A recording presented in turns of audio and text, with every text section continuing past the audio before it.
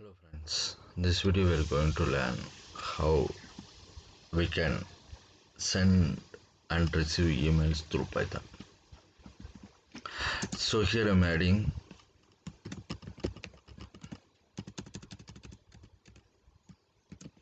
just sending emails through Python. So here I'm adding two packages or two libraries, Python libraries, smtblib. So smtblib will help to get smtp host servers. So usually SMTP will help to sending emails to the server. So here I'm adding SMTP lib, so easily I can send emails. Usually when we configure emails, we have three options will be the three settings we have to do perfectly, otherwise we cannot send email. The first one is port, the second one is server, and the third one is password. The thing is, this SMTP lib library will help to sending emails through particular port and server if we give the correct input of the password. This SSL is a secure socket layer library I'm adding on it. Just whatever I have emails I have sent and receive, this SSL will do, and I can get the response from particular email which I was sent.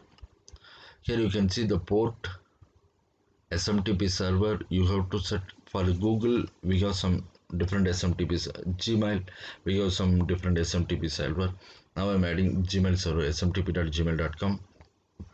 I'm adding center email something gmail.com and receiver email. So what do you want, where this email has to receive on it, the receiver email. Here I'm adding password as a input. You have to type your password and you have to enter. So this is the word it has to come on it when you execute the Python function. And message, what is the message you have to give, and as well as subject. So these are the things are mandatory when you are sending emails through Python. Here you can see, so what is the context? Here I'm setting context through SSL, secure socket layer, and I'm creating default context.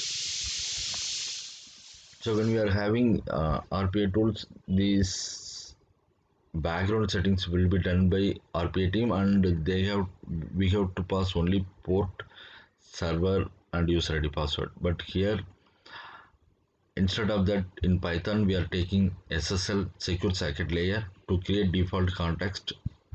This context will help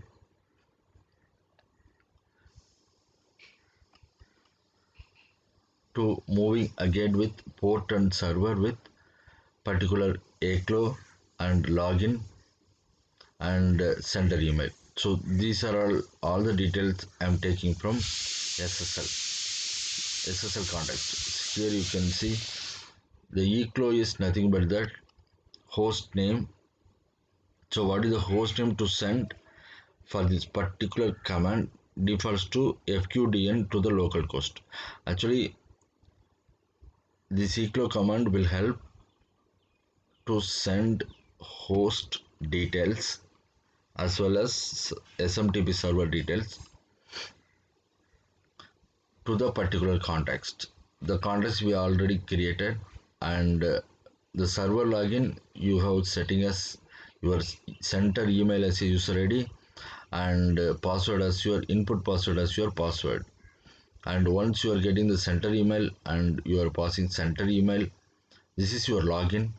Login is center email is your user ID and password is your password which you sent for SMTP, and send email will help the sender email, receiver email, and a message. These three details will be help when we sending email through SMTP lib server. So usually the three things will be affected when we are sending and receiving. One is firewall. The firewall settings you have to do before you run and execute, because most of the firewalls has to be blocked. So so when you running to client system, you have to open and set your firewall settings as a open, and as well as your SMTP server. If you are using Google Gmail SMTP server, that should be good. Otherwise, it would be the SMTP proper SMTP server and port should be given when we are sending and receiving emails. Thank you guys. Thanks for watching. If you have any doubts, and post into chat window.